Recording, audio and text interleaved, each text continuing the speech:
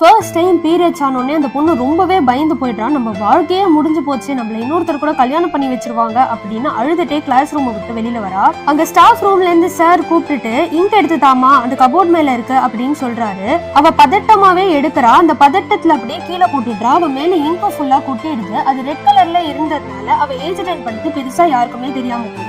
அதே காரணமா வச்சு பயப்படாம அவ ஊருக்குள்ள போறா. யார் கேட்டாலுமே இங்க் கொட்டிடுச்சு அப்படின்னு சமாளிச்சிடுறா. அவங்க அம்மா கிட்டயுமே போய் சொல்லிடுறா.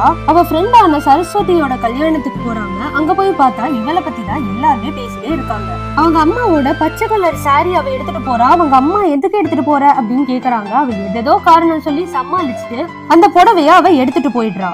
அடுத்த 5 நாள்ல அந்த பொண்ணுக்கு வலி ரொம்பவே ஜாஸ்தி ஆகுது. எவ்வளவு வலிச்சாலும் அவ எதையுமே வெளியில காமிச்சுக்காம தாங்கிட்டே இருக்கா.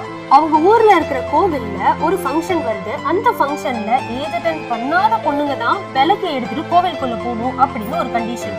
ஒரு அம்மா இந்த இன்ஸ்ட்ரக்ஷன்லாம் சொல்லிட்டே வராங்க. அதே மாதிரி ஏஜ் அட்டன் பண்ண யாராவது இந்த கோவிலுக்குள்ள வந்துட்டாங்க அப்படின்னா எண்ணி 15வது நாள் இறந்துருவாங்க அப்படின்னு சொல்லிடுவாங்க. இதெல்லாம் கேட்ட நம்ம ஐலிக்கு ரொம்பவே பயம் வந்துடும். அதனால பின்னாடி போய் அவளோட ஃப்ரெண்டு கிட்ட பேசுறதுக்காக போவா. அவ ஃப்ரெண்டு சொல்லுவா, கல்யாண வாழ்க்கை அவ்வளோலாம் நல்லா இல்ல, என்னோட வயசுல எனக்கு புரியவே இல்லை அவங்க என்ன பண்றாங்க என்ன சொல்றாங்க, ரொம்பவே சிரமமா இருக்கு அப்படின்னு அந்த பொண்ணு சொல்லுவா. அவங்க டீச்சர் சொல்லுவாங்க, அதான் கல்யாணம் ஆயிடுச்சுல, இனிமே படிக்க வர வேண்டியதுதானே அப்படின்னு சொல்லிட்டு கல்யாணத்துக்கு அப்புறம் எல்லாம் படிக்க அலோவ் பண்ண மாட்டாங்க அப்படின்னு சொல்லிட்டு அந்த பொண்ணு சோகமாவே உட்கார்ந்துடுறா.